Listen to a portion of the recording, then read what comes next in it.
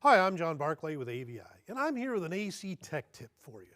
Now, one of the things that we have out there in the industry, not always real pleasant. Now, if you're thinking AC, you're thinking not pleasant, yep, you may have guessed it, odors. Now, why do we develop those moldy, nasty, rotten odors from our AC system? Well, it's really simple.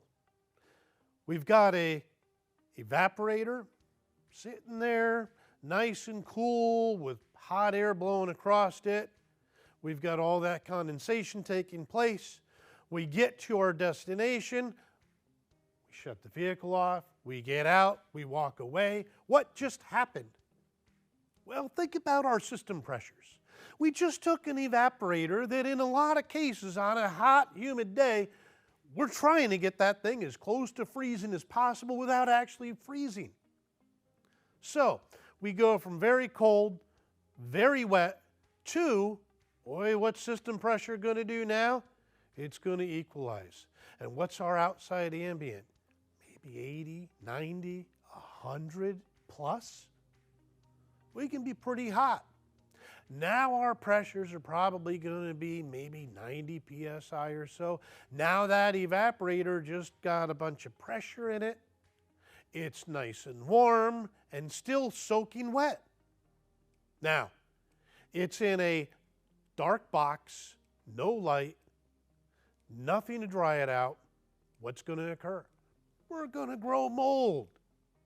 And then, as that mold grows, we start driving down the road, we turn the air on, we get this smell of the mold. None of us like that. And trust me, with the real estate I have here, I really don't like it. Now, what do we do to fix it? Well, there's all kinds of different sprays and things of that nature that'll help disinfect and kill the mold, as you're seeing here. However, one of the things that we have out there with a lot of different manufacturers that can really help overcome this is in the GM world here, as you see, even going back on the old Tech 2 here. And again, Tech 2 days ended quite a ways back. And it wasn't a function that hit at the end of its days either. And that is the afterblow option.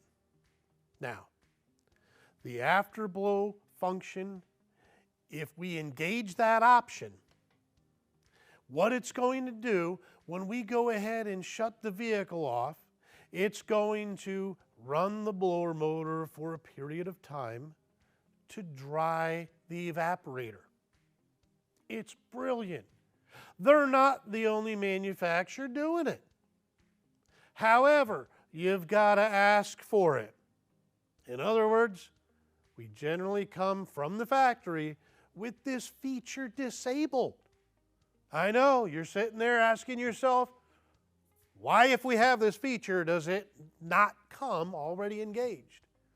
Well, think about it from the manufacturer's point of view. A lot of manufacturers, it's very simple. A lot of customers, you shut the vehicle off, something's running, here comes the complaint.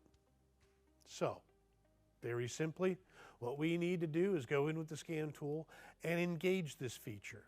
Sometimes there's some secret button pushes that might engage it. However, with the scan tool, you can go in and actually engage the afterblow function. And what's going to happen is every time, as long as the battery's where it should be and all those other things line up properly, it's going to go ahead and run the blower motor for a little while, helping to dry that evaporator so that we don't have the mold growing in the first place. It's a great, great feature. And if you are the one that engages it for your customer, if you're the one that turns this on for them, say you're doing an evaporator job or an AC service, something along that lines, or maybe you have the decontamination procedure where you go ahead and clean everything up for them and get rid of those odors, letting them know importantly that, hey, we're turning this feature on for you. So when you shut the vehicle off, you hear the blower motor running, it's okay. they need to be made aware. If you do this for the customer, you're going to be going the extra mile. Customer's going to be a lot happier with you. Better customer satisfaction. And more importantly, your repair lasts longer. It's going to take a lot longer for any mold smells to come back, if they even come back. Again, if we treat the vehicle with the disinfectant, wipe that bacteria and mold out, then turn this function on, it's a win-win situation. You can be the guy that has a much, much longer repair than what the other guys are doing. I'm John Barclay. Thanks for watching.